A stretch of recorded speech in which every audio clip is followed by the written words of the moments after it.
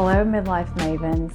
My name is Dr. Leah, and today I'm going to give a broad overview of perimenopause. So, what is perimenopause? Well, it's a time in our lives where our hormones start to fluctuate. And by hormones, specifically, I'm talking about estradiol and progesterone. Our testosterone has been taking a steady decline since we were about 25, but our estrogen and progesterone are the ones that kind of give us grief at this point in our lives. Basically, perimenopause encompasses the menopause transition, which is the onset of these symptoms, including irregular bleeding or periods, the menopause, which is the final menstrual period, and we have that after 12 months of no bleeding, and perimenopause also includes the year after that. It can further be broken down into early and late perimenopause. Early perimenopause usually starts in our late 30s to early 40s, and we usually start getting symptoms of changing in our periods, along with some estrogen dominant symptoms. The changes in our periods usually mean a decreased cycle length, so we might see our periods go down to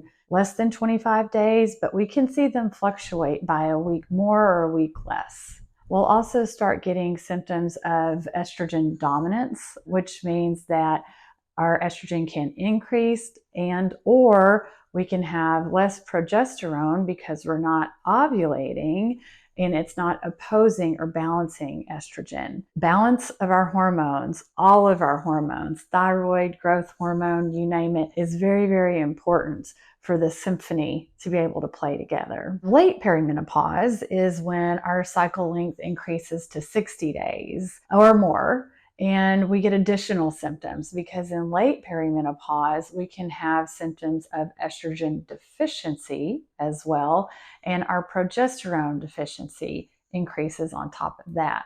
What are the symptoms that we experience? Well, there's a lot. We can have the classic symptoms, which are vasomotor symptoms, night sweats, hot flashes, insomnia, fatigue. PMS definitely gets worse.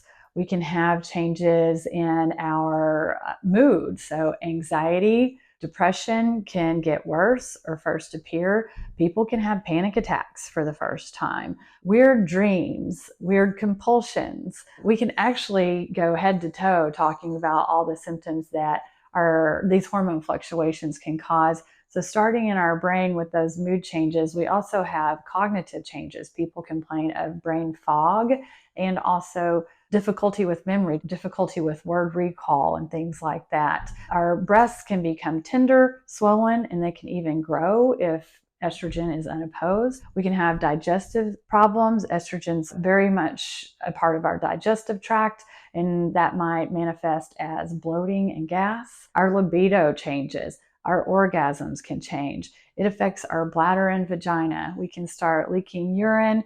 We can start having symptoms of prolapse, or with the uterus coming down and falling out, vaginal dryness, painful intercourse, more infections. We can have a lot of musculoskeletal complaints or problems, including muscle pain, joint pain that can wake us up, more difficulty recovering from workouts, plantar fasciitis, frozen shoulder, super common, and the sensation that our skin is crawling, and much, much more. Our body composition changes. Our muscle decreases, and that is replaced with fat, not only in our limbs, but we start getting fat around our organs, or visceral fat, which is particularly dangerous to us and contributes to whole body inflammation, and then just this cascade of inflammation and metabolic dysfunction, including weight gain and insomnia, etc., etc. We also experience changes in our hair, skin, and nails. Certainly one of the most common complaints is thinning hair falling out, loss of skin elasticity, and breakage of nails and things like that. So just briefly, we can talk about the menstrual cycle. I have a diagram here that I got off a website called Hello Q. And here you can see that the typical menstrual cycle is about 28 days. So day number 1 is the first day of bleeding. Day 14 is ovulation. That's here in the middle. And then the second half of the cycle is after we ovulate, the ovary forms a cyst called a corpus luteum, and progesterone is secreted. That's also known as the secretory phase. So the first half, many people refer to as the follicular phase, and the second half being the luteal phase. I am making a video that will go into more depth on the menstrual cycle and the hormones associated with it. But suffice it to say that when the pituitary and the ovaries either stop producing as much hormone or stop being able to receive signals or a little bit of both, that symphony becomes dysfunctional. And this is what causes us to go into perimenopause, menopause, and follicular failure or failure of the ovaries. So what are some symptoms of this estrogen imbalance that I keep talking about? So remember, in early perimenopause, we tend to have estrogen dominance. And there's a whole host of symptoms for that. Estrogen has 400 functions of the body, and it's probably one of the most misunderstood hormones, in my opinion. But it can cause us to have depression, anxiety, agitation, a general sense of nervousness, panic attacks, which I already talked about, and general irritability and mood swings. Again, this is estrogen excess. Fatigue. You're going to hear that that is a symptom of hormone imbalance across the board. We talked about the way estrogen has to be opposed by or balanced by progesterone. That is because it is a growing hormone in most forms, and that will make our uterine lining grow for potential pregnancy. Well, if progesterone isn't coming along and balancing that, that uterine lining can grow out of control, and we know that growth out of control can become cancer. This can also be what causes our heavy periods or intermenstrual bleeding or even growth of fibroids. It can cause us to gain weight in our midsection, hips, thighs. It can cause water retention. It can cause poor sleep quality in general. Many women will say that they feel like they're getting plenty of sleep. They're sleeping all the time, but they're tired. That is one of the reasons can be that they have estrogen excess and it is interfering with sleep quality. We discussed swollen breasts, but again, if estrogen is unopposed for long periods of time and it is metabolized into estrone and certain metabolites of that, then that can increase the risk of breast cancer. Autoimmune disease, including hypothyroidism. I see a lot of that in midlife, bloating, and even cervical changes. That's all estrogen excess symptoms. What are some estrogen deficiency symptoms, which we start seeing in late perimenopause? That includes the vasomotor symptoms, the hot flashes and the night sweats, collagen loss. So we start losing collagen like testosterone in our mid-20s. It's just not fair. The collagen is in everything. It's in our bones, our muscles, our vessels. It's in our hair. It's in our skin. It's in our nails. So you can imagine when we lose collagen that we have a lot of signs and symptoms from that, including joint health. But we also get muscle strength loss and those vaginal and sexual symptoms that I was talking about before. What are some symptoms of progesterone loss? Well, guess what? Anxiety, depression, mood instability. Progesterone also contributes to insomnia, but that is more that, 2:30 a.m. I am wide awake, but I'm dead tired kind of insomnia. Pain and inflammation. Progesterone is very much tied to this, like just general pain being increased in general, like after a workout or waking up with different kinds of pains. That's very much progesterone related. Progesterone is very, very important, as is testosterone for our bone health. A symptom that we all know, or a sign we all know of estrogen deficiency, is osteoporosis. These hormones, including our thyroid, all work together for our bone health, which is super, super important. If progesterone is not around, we can have heavy periods, which I already talked about. Another interesting progesterone deficiency symptom is hypersensitivity. And that can be in your skin, like getting eczema and things. It can be hypersensitivity to over-the-counter medications or other medications or dyes or perfumes, a whole variety of things that you never had before. I've had patients say they had no problems with birth control their whole lives, and suddenly they have issues with it. It's also tied back to our gut health, but I digress. Migraines before your cycles, that is very much progesterone related, and a little progesterone supplementation could totally fix that. Decreased libido, weight gain, and decreased good cholesterol, or the HDL cholesterol. Progesterone deficiency and estrogen deficiency both play a role in that. So this brings us to symptoms of testosterone loss or deficiency. We're all very familiar with the role testosterone plays in muscles and energy levels. And when we're deficient in testosterone, we have a hard time building muscle. We can also have muscle wasting. The fatigue is especially noticeable in that period at the end of the day or in the afternoon. Replacing testosterone very much helps with that. Some of the symptoms that people are not aware of is what a huge role testosterone plays in hair, skin, and nails. So it is very important for follicular development. It can lead to thinned out lips, droopy eyelids, droopy cheeks or jowls, and poor skin elasticity and dryness. People also notice that their memory is not as sharp, have a problem with recalling things, and low testosterone can also lead to anxiety, a low self-esteem, and decreased kind of overall mood. Next, we'll talk about some of the metabolic changes that occur during perimenopause. Again, I'm going to go into this in more detail in a future video, but know that in perimenopause, we have an increased incidence of multiple disease states. There are profound changes in our lipids, which is our cholesterol and triglycerides, in our insulin sensitivity. We can become resistant to insulin, meaning that we can't get sugar into our tissues, and that can also catapult us into diabetes or make it worse. We can absolutely are losing bone if we don't do something about it. In late perimenopause, we're losing 2% a year. So if we're in perimenopause for 10 years, do that math. Other disease states like metabolic syndrome, problems with neurodegenerative diseases, there's increased risk of cancers.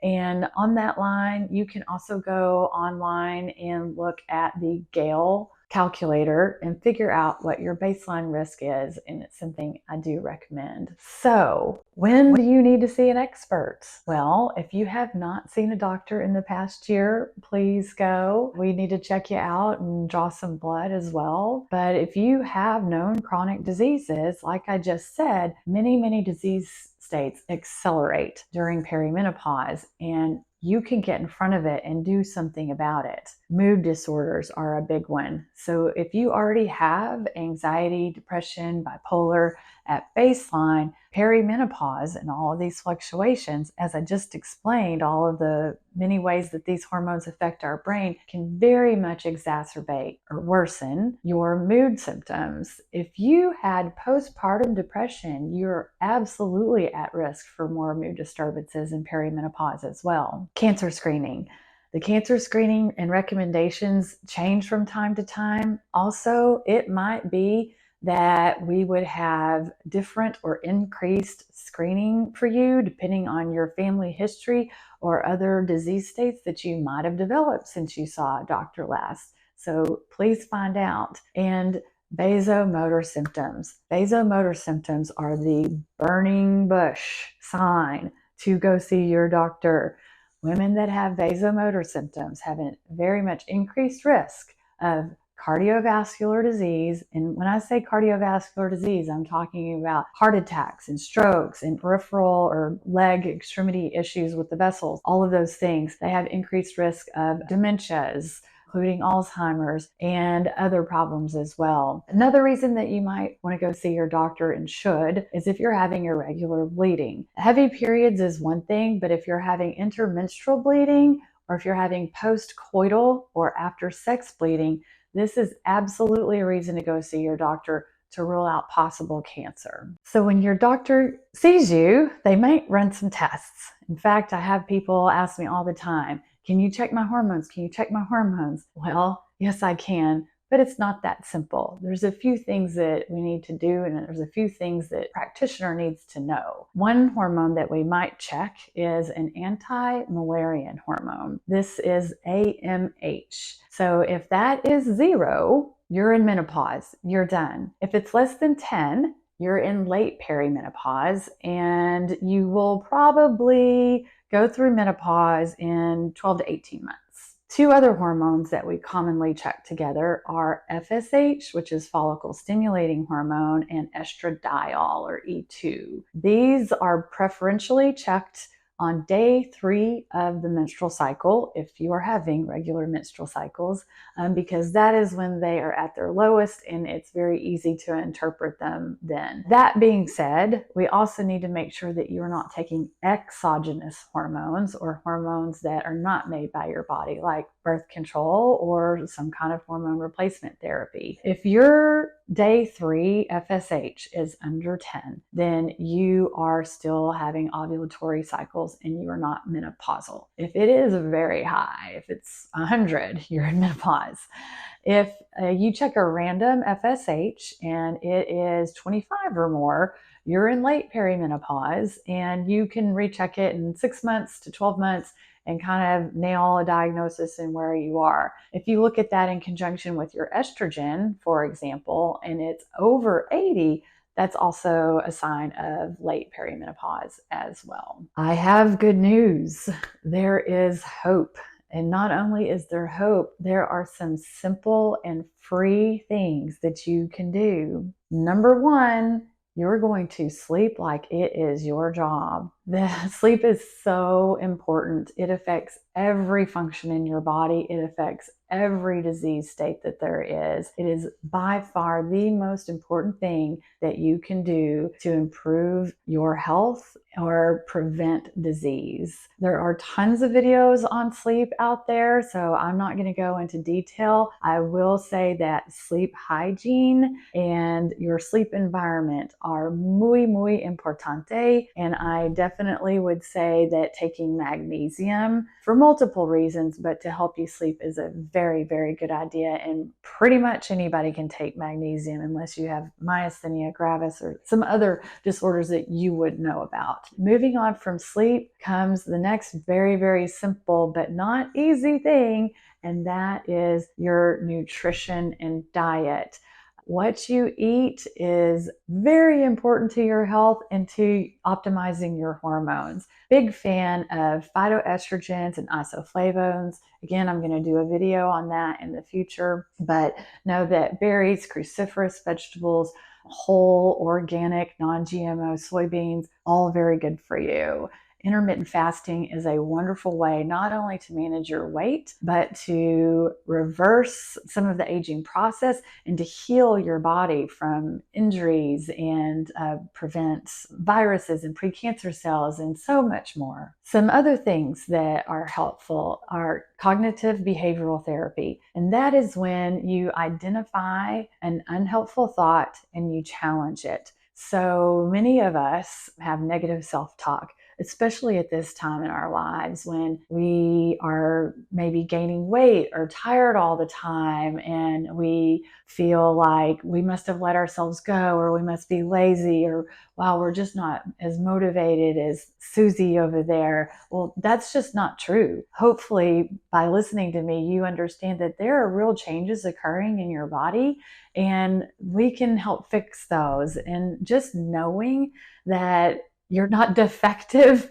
that it can be very helpful. So remember to be kind to yourself. Talk to yourself like you would your best friend or even a child. Speaking of talking, talk to your family members and friends. Let them know that you're going through this very dynamic time in life. In fact, the hormone changes in perimenopause, in my opinion, are as dynamic as they are in puberty. So there's going to be some challenges. And when people understand that, there'll be a lot more compassion, and you won't feel so self-conscious as well. Self-care, getting good sleep, booking time into your day for your spiritual practice, for your connections, for your activity. These all come first. This is a very important way to help yourself. And again, it is free. It is simple. Some other behavior modifications, especially for the vasomotor symptoms, include wearing loose-fitting clothes at night, dressing in layers at night because a lot of ladies get hot and cold after the night sweats. Keeping a room at a cool temperature, definitely less than 74. I tell my patients that and they laugh and they're like, my thermostat is on 62. So another thing that can help is limiting hot, spicy foods, limiting alcohol, less than 3 drinks per week. I know that sounds like not much for some people. Do know that it is a class 1 carcinogen. Also, if you limit alcohol in the time of day that you're drinking it, so by limiting food and drink of any kind, a good 3 hours, but at least 2 before bed will help you sleep and will promote growth hormone and more quality sleep. And then caffeine. If you can cut the caffeine off a good 8 hours before you plan to go to sleep, it will decrease sleep disturbances, especially getting up, having to void or pee in the middle of the night. So how about non-prescription treatments? Well, there's a lot. So I already talked a little bit about magnesium. It's a wonderful supplement. Probably everybody, men and women, should be taking it. But before I talk about that, I do want to mention 3 very important points. One is something called the placebo effect. The placebo effect is when somebody takes a substance or an injection, what have you, and it has no active ingredient in it. It's a sugar pill. And 30% of people will respond to it and have some kind of difference in their reporting in their system. And these are real differences. Physiologic changes or perceptions. That can happen when you're taking an over-the-counter supplement or medication. This is great news though, because it just validates how powerful your brain is. You can change your physiology. You can change your thinking. You can change your mood. You can change your body with your brain, which is also going back to why that negative thought stopping is so very important. Second point, if those over-the-counter medications are working, truly working, then they are attaching to receptors somewhere inside the body. They might be the same receptors that, in the case of, let's say, for hot flash treatments, that are attaching to the breast and the uterus, i.e., they could cause breast proliferation and they can cause proliferation in the uterus, meaning growth of the lining, which can both lead to, that's right, you guessed it, cancer. So it is very important, if your goal is to take a supplement to avoid side effects from prescription medications, that you understand that you might not be doing that at all. Furthermore, some supplements have toxins in them that haven't been removed that can damage things. And that brings me to my third point, the liver and the kidneys. Do be sure that whatever you're taking, you know that it is not going to damage your liver or your kidneys or interfere with medications that you're already taking. That brings me to pregnenolone. So pregnenolone is an over-the-counter hormone. It is actually very popular in Europe. And I started taking it to treat my symptoms in early perimenopause. I started out at a very low dose, about 30 milligrams, and I increased it over time. Pregnenolone is the umbrella hormone. It produces DHEA. It also produces progesterone, which goes into testosterone, which goes into estrogen. The point of all of this is that if you're taking pregnenolone, it can filter out and fill in those deficiencies that you're having them when you're having them. It also is very, very, very powerful in our central nervous system. It is very useful for inflammation, for cognition, for protecting the actual neurons, and so much more. Again, I'll be doing another video on all these different hormones and I'll go into more detail. So I want to congratulate you for taking control of your health. Knowledge is power and you are powerful. I also want to thank you for being part of my new YouTube channel. So please, please leave me comments, feedback, suggestions on future videos. Have a great day. Bye-bye.